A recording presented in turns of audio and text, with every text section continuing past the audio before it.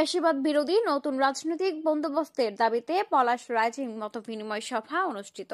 নরসিংদী থেকে মেহেদী হাসানের তথ্য, ভিডিওচিত্রে বিস্তারিত।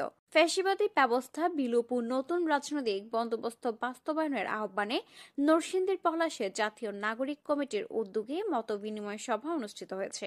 আজ রবিবার বিকেলে নরসিংদীর পলাশ উপজেলার মাল্টিপারপাস অডিটোরিয়ামে অনুষ্ঠিত হয় জাতীয় নাগরিক কমিটির পলাশ রাইজিং মতবিনিময় সভা। সভায় বক্তারা দেশের বর্তমান রাজনৈতিক প্রেক্ষাপট নিয়ে আলোচনা করেন এবং নতুন রাজনৈতিক বন্দোবস্ত বাস্তবায়নের উপর গুরুত্ব দেন।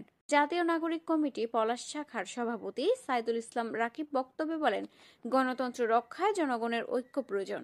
দমন পীড়নের বিরুদ্ধে আমাদের রুখে দাঁড়াতে হবে। জাতীয় নাগরিক কমিটি কেন্দ্রীয় কমিটির যুগ্ম আহ্বায়ক সারোয়ার তুষার বলেন, ফ্যাসিবাদী ব্যবস্থার অবসান ও গণতান্ত্রিক অধিকার প্রতিষ্ঠায় আমাদের আন্দোলন আরও সুসংগঠিত করতে হবে।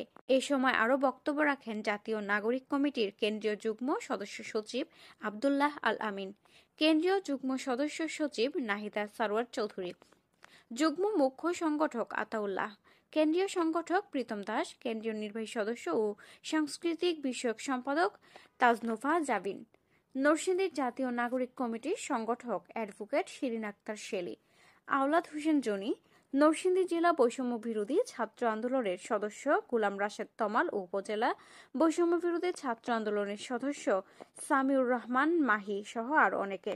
সভায় বক্তারা বলেন, গণতন্ত্র ও ন্যায় বিচারের পথ সুগম করতে জনগণের ঐক্যই হচ্ছে মূল শক্তি।